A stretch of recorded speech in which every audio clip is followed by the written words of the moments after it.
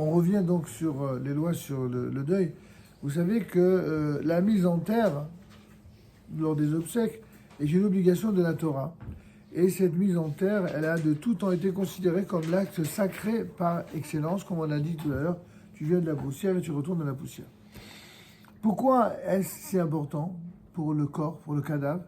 Parce qu'elle préserve le cadavre de tout traitement dégradant.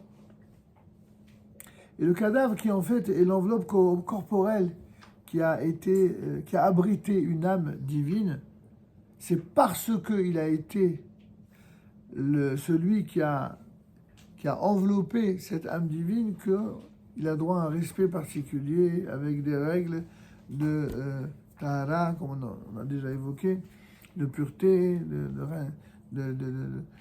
qui consistera à laver le mort dans des conditions très particulières avec des personnes très très pieuses, les hommes pour les hommes, les femmes pour les femmes, etc.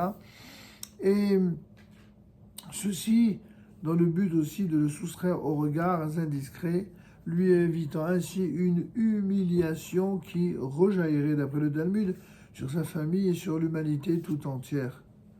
C'est ainsi que le Midrash et la Kabbale professent que la relation complexe et irrationnelle qui unit le corps à l'âme du vivant d'un individu se prolonge même après sa mort.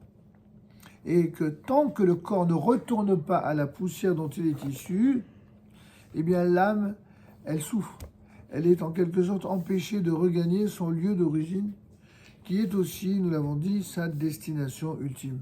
C'est pourquoi, par exemple, en Israël, la mort, dès qu'elle est attestée de façon médicale, s'il n'y a pas des raisons qui obligent à faire des recherches, les obsèques doivent avoir lieu le jour même. Jérusalem, c'est carrément une règle religieuse. On n'a pas le droit de laisser un cadavre à Jérusalem plus de 24 heures, sans être enterré. Dans les autres villes, c'est le plus tôt possible, mais des fois, ça peut dépasser un peu, pas beaucoup plus. En France, c'est le contraire. En France, on n'a pas le droit d'enterrer avant 24 heures. Pour d'autres raisons, évidemment. Donc, priver le corps de sépulture revient à priver l'âme des félicités éternelles auxquelles elle a droit et auxquelles elle aspire. C'est pour ces raisons-là que l'incinération des cadavres a toujours inspiré à la conscience juive une profonde répulsion, un rejet total. Et les rabbins l'ont condamné avec une violence extrême. Un tel acte s'oppose à la lettre tout comme à l'esprit de la Torah. Il porte atteinte au caractère noble et sacré du corps, de l'âme, mais aussi de l'humanité tout entière.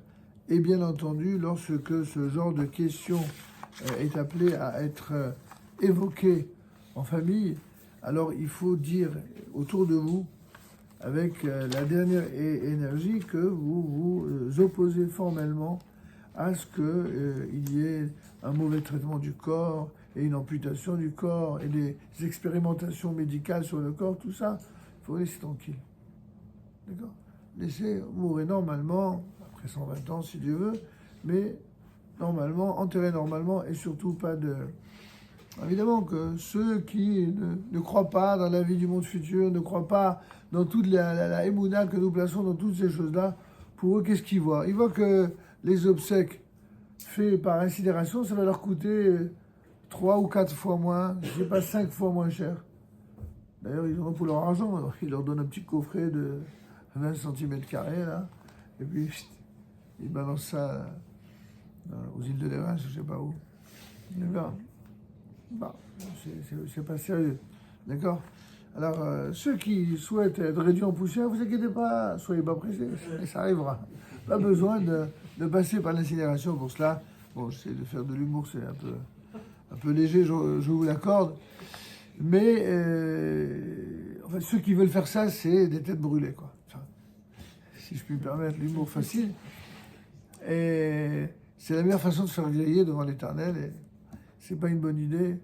Voilà. Vivons de manière exemplaire et mourrons de manière exemplaire. Et c'est la meilleure chose qui peut, après 120 ans, nous attendre.